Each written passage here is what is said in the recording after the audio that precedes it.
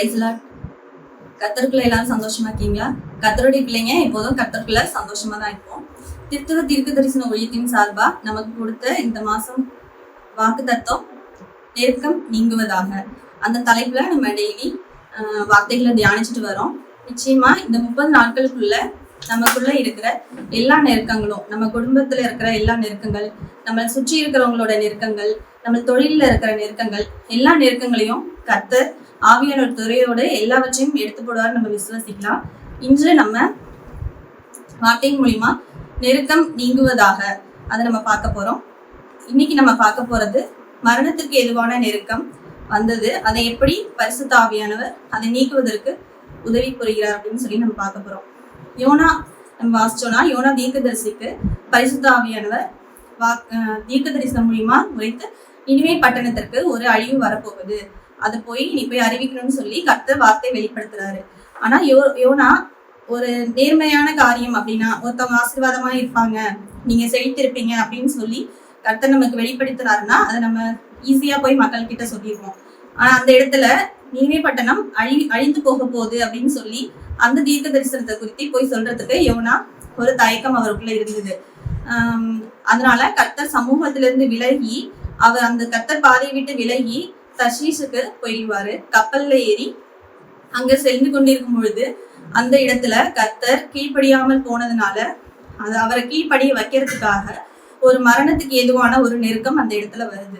அந்த இடத்துல அவர் கீழ்ப்படியறதுக்காக கடல்ல ஒரு கொந்தளிப்பு வருது. அந்த கொந்தளிப்பின் பொழுது அவர் அயர்ந்த நித்திரையாய் யோனா உறங்கி கொண்டிருக்கும் பொழுது அங்க கப்பல்ல இருக்கிறவங்க எல்லாம் கேட்பாங்க, இது எதனால இது நமக்கு நேரிட்டுச்சு அப்படின்னு சொல்லி அவங்களுக்கு உரிய தெய்வங்களை நோக்கி கூப்பிடும் பொழுது அந்த இடத்துல சீட்டு போடுவாங்க. சீட்டு போட்டு யோனாவின் பேர்ல தான் சீட்டு விழும். யோனாவை கூப்பிட்டு கேட்கும் பொழுது, நீ இப்படி தூங்கிட்டு இருக்கே, உனக்கு இஷ்டமான தெய்வத்திட்ட வேண்டும், அப்பதான் நம்ம தப்பிக்க முடியும் அப்படின்னு சொல்லும் பொழுது யோனா சொல்றாரு, இது என்னாலதான் உருவாடுச்சு, நான் கர்த்தர் வார்த்தைக்கு கீழ்ப்படியாம இருந்ததுனாலதான் இது உங்களுக்கு உண்டானுச்சு அப்படின்னு சொல்லும் பொழுது சுற்றி இருக்கிறவங்க சொல்லாங்க, இதுல இருந்து தப்பிக்க நாங்க என்ன செய்யணும்னு கேட்கும் பொழுது, என்னை தூக்கி கடல்ல போட்டுருங்க அப்படின்னு சொல்றாரு. சோ இது ஒரு மரணத்துக்கு ஏதுவான ஒரு நெருக்கம். இந்த மாதிரியான ஒரு சூழ்நிலை நமக்கும் நம்முடைய வாழ்க்கையில நம்ம நிறைய ஃபேஸ் பண்ணிருப்போம்.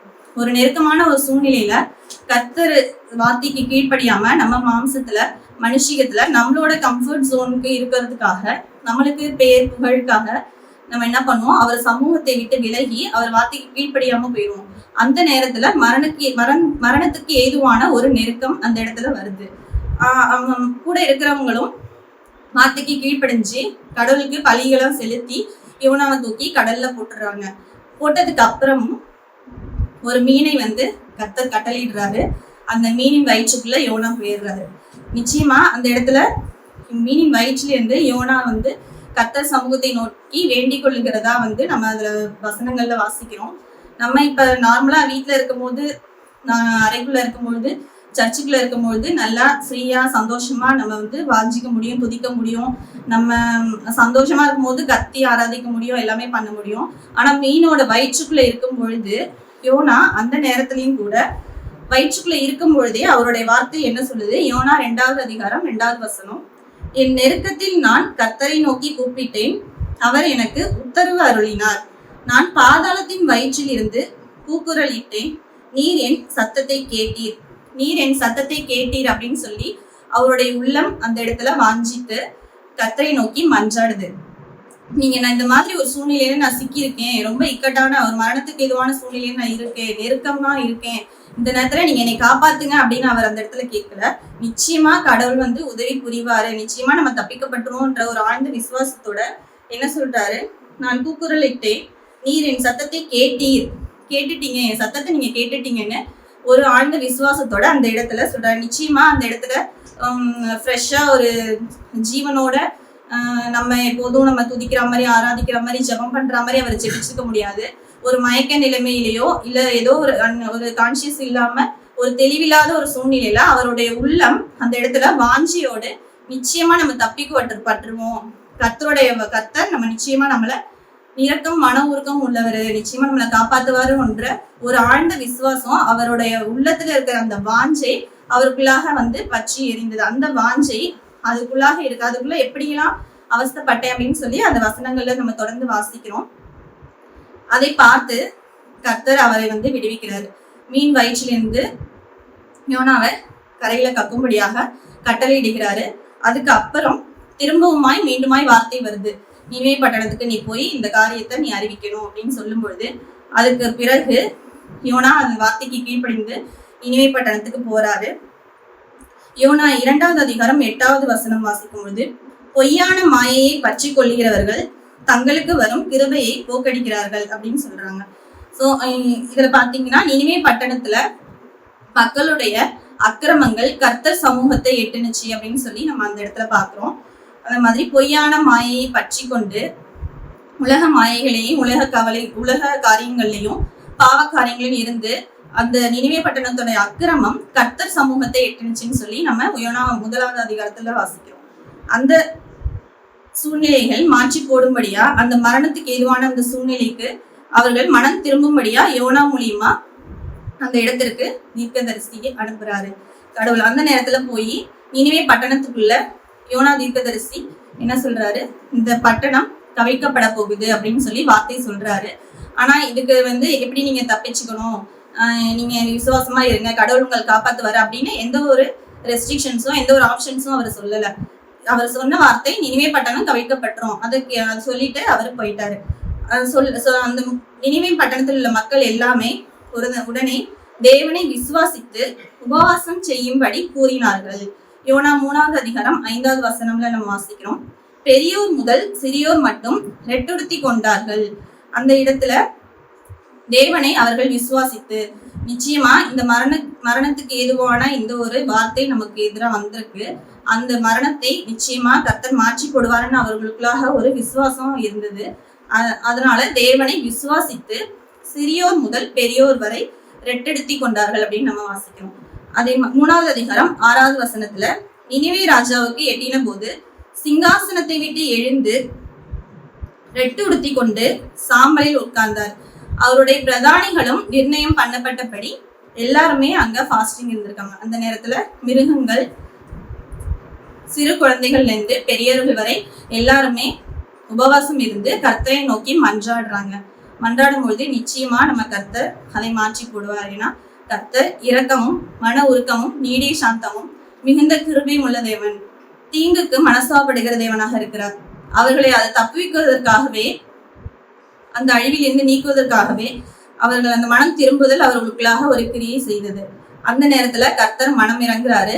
அவர்கள் சின்ன குழந்தையிலிருந்து பெரியவங்களிலிருந்து ஆடு மாடுகள்ல இருந்து எல்லா மிருக ஜீவன்களும் ஒட்டுமொத்த பட்டணமும் உபவாசித்து ரெட்டுடுத்தி சாம்பலில் உட்கார்ந்து கர்த்தரை நோக்கி மன்றாடும் பொழுது அந்த மரணத்துக்கு ஏதுவான ஒரு நெருக்கம் அவர்களுக்கு நீக்கப்பட்டது. இந்த நேரத்துல நம்ம பாக்குறோம், யோனா அதை பார்த்துட்டு எரிச்சல் அடைகிறாரு. இதே மாதிரிதான் நம்மளும் நம்ம வாழ்க்கையில சுவிசேஷம் அறிவிப்பது, பரமராஜ்யத்தை கட்டுவது, எத்தனை பேர் அந்த நினைவு பட்டணத்துல 1.5 லட்சத்துக்கும் மேலான ஒரு மக்களுக்கான ஒரு மனம் திரும்புதல், ஒரு ரட்சிப்பு அந்த இடத்துல வரப்போகுதுன்றத அறிந்து கொள்ளாம தன்னுடைய பெயருக்காகவும் புகழுக்காகவும் அவர் தேடி அந்த இடத்துல எரிச்சல் உண்டாகிறாரு. இந்த இடத்துல பாத்தீங்கன்னா யோனாவோட அந்த விசுவாசம் ஒரு மாடுலேஷனே இருக்கும். ஃபர்ஸ்ட் ஸ்டார்டிங்ல என்னை தூக்கி கப்பல்ல போட்டுருங்க, நான் இறந்து போயிறேன், கப்பல்ல இருக்கவங்களாம் தப்பிக்கணுன்றதுக்காக அந்த மாதிரி ஒரு முடிவு எடுப்பாரு. ஆனா 1.5 லட்சம் மக்கள் மறிக்க போகிறாங்க அப்படின்ற அந்த சூழ்நிலையிலும் கூட அந்த வார்த்தைகளை அவர் சொல்றதுக்கு தயக்கப்பட்டுட்டு அப்புறம் அந்த வார்த்தைகளை அவர்கிட்ட சொல்லுவாரு, நினிவே பட்டணத்துல சொல்லுவாரு. அதன் பிறகு கர்த்தர் விடுவித்ததுக்கு அப்புறம் ஒரு எரிச்சல் உண்டாகும். எனக்கு ஏற்கனவே தெரியும் ஆண்டவரே, நீங்க இறுக்கமும் மன உருக்கம் நீடியும் சாந்தமும் உள்ளவர், நீங்க விடுவிச்சிட்டீங்க அப்படின்னு சொல்லி ஒரு எரிச்சலோட நினிவே பட்டணத்துக்கு நடக்க போறதை நான் பார்க்கணும்னு சொல்லி அங்கேயே ஒரு கூடாரம் விட்டு தங்குவாரு. அந்த நேரத்துல ஒரு குழந்தை மாதிரி ஆவியானவர் யோனாவை ஹேண்டில் பண்ணுவாரு. நம்ம ஒரு பிள்ளைங்க ரொம்ப கோவப்பட்டாலோ எரிச்சல்பட்டாலோ ஒரு சில நேரத்துல ரொம்ப திட்டிட்டு ஒரு சில நேரத்துல பாவம் சரி இந்தா வச்சுக்கோ அப்படின்னு சொல்லி கொடுப்போம். அந்த மாதிரி யோனாவுக்கு அந்த எரிச்சல், அந்த வெயில் உஷ்ணத்துல ஒரு எரிச்சல் வரும்போது தலையில ஒரு செடி உண்டு பண்ணுவாரு. அதுக்கப்புறம் அந்த நேரத்துல அவர் சந்தோஷப்பட்டுருவாரு. யோனா உடனே சந்தோஷப்பட்டுட்டு மறுபடி அது பொழுது சாய்ந்து விடியறதுக்குள்ள ஒரு பூச்சியை உண்டு பண்ணி அந்த செடி முழுவதுமா அரிச்சு மீண்டும் உஷ்ணத்துல தாக்கப்பட்டு மறுபடியும் யோனா நான் செத்து போறேன் அப்படின்னு சொல்லுவாரு. அதே மாதிரிதான் நம்ம வாழ்க்கையிலையும் மரணத்துக்கு ஏதுவான ஒரு நெருக்கம், சூழ்நிலைகள் மாறிக்கொண்டே இருக்கும். இன்பமும் துன்பமும் கர்த்தர் நம்ம வாழ்க்கையில அனுமதிச்சுட்டே தான் இருப்பாரு. அது நம்மளை ஜீவ வழிக்குள்ள, ஜீவ பாதைக்குள்ள, ரட்சிப்புக்குள்ள கொண்டு போறதுக்கான மரணத்துக்கு ஏதுவான ஒரு நெருக்கம் தான். இந்த ஒரு நெருக்கத்திலிருந்து நம்மளை விடுவிக்கிறதுக்கு, எந்தெந்த நெருக்கத்திற்கு நம்ம கர்த்தரை நோக்கி மன்றாடும் பொழுது நிச்சயமா அவரை நம்மளை விடுவிக்கிற தேவனாக இருக்கிறார். ஏன்னா கர்த்தர் இரக்கமும் மன உருக்கமும் நீடிய சாந்தமும் மிகுந்த கிருபையும் உள்ள தேவனாக இருக்கிறார். நம்ம வஸ்திரங்களை அல்ல இருதயங்களை கிழித்து கொண்டு தேவனாகிய கர்த்தரிடத்தில் திரும்பும் பொழுது நிச்சயமா அவர்கள் நம்மளுடைய அக்கிரமங்களையும் பாவங்களையும் மன்னிச்சு அவர் அதிலிருந்து விடுவித்து நமக்கு ஜீவனை கொடுக்க வல்ல தேவனாக இருக்கிறார். அந்த காரியம் யோனாக்கு புரிய வைக்கும்படியா, ஒரு செடி வளர்ந்து உடனே அது இல்லாம போனதுக்கே நீ இவ்வளவு பரிதபிக்கிறியே, 1.5 லட்சம் மக்கள் அந்த இடத்துல இருக்காங்க, அந்த மக்களுக்காக நான் பரிதபிக்காமல் இருப்பேனோ அப்படின்னு சொல்லி யோனாவுக்கு அதை புரிய வைக்கிறாரு. இந்த மாதிரி நம்ம வாழ்க்கையிலும் அநேக நேரங்கள்ல மரணத்துக்கு ஏதுவான ஒரு நெருக்கம் நம்ம வாழ்க்கையில வரும். போதும்டா, நம்ம யாருமே நம்மளை புரிஞ்சுக்கல, நம்மளை சுற்றி இருக்கிறவங்க எல்லாமே நமக்கு எதிராக இருக்காங்க, ஆவிக்குரிய வளர்ச்சியிலும் எதிராக இருக்காங்க, உலக காரியங்களையும் எதிராக இருக்காங்க, வேலைத்தளத்திலையும் எதிராக இருக்காங்க. நம்மை சுற்றி எல்லா சூழ்நிலைகளும் ஒரு நெருக்கமான ஒரு சூழ்நிலை இருக்கும் பொழுது இதுக்கு மேல நம்ம எதற்காக இருக்கணும் அப்படின்ற ஒரு மரணத்துக்கு ஏதுவான ஒரு நெருக்கம் நம்ம லைஃப்ல எல்லாருமே ஃபீல் பண்ணிருப்போம். அந்த நேரத்துல நம்ம விசுவாசத்தை விட்டு விலகி போகாமல், கர்த்தர் சமூகத்தை விட்டு விலகி போகாமல் கர்த்தரை நம்ம தேடும் பொழுது அந்த மரணத்துக்கு ஏதுவான நெருக்கத்திலிருந்து நிச்சயமா கர்த்தர் அதை மாற்றி போடுவார், சூழ்நிலையை மாற்றி போடுவார். நம்ம ஒரு பாடலை பாடி ஜெபித்து முடிக்கலாம். நெருக்கத்திலே கர்த்தரை நான் நோக்கி கூப்பிட்டேன், என்னை விசாலத்தில் கொண்டு வந்து சேர்த்து கொண்டாரே. நெருக்கத்திலே கர்த்தரை நான் நோக்கி கூப்பிட்டேன், என்னை விசாலத்தில் கொண்டு வந்து மீட்டு கொண்டாரே. என் பட்சத்தில் கர்த்தர் இருப்பதினாலே ஒருபோதும் நான் அசைக்கப்படுவதில்லையே. என் பட்சத்தில் கர்த்தர் இருப்பதினாலே ஒருபோதும் நான் அசைக்கப்படுவதில்லையே. யெகோவா ஈரே எந்தன் தேவன், தேவைகள் யாவும் சந்திப்பீரே. யெகோவா ராஃபா எந்தன் தேவன், என்னாலும் சுகம் தருவீரே. அவர் தோள்களின் மேலே நான் சாய்ந்திருப்பதால் கவலை ஒன்றும் எனக்கில்லையே. என் தேவைகள் எல்லாம் அவர் பார்த்து கொள்வதால் நான் கர்த்தருக்குள் மகிழ்ந்திருப்பேனே.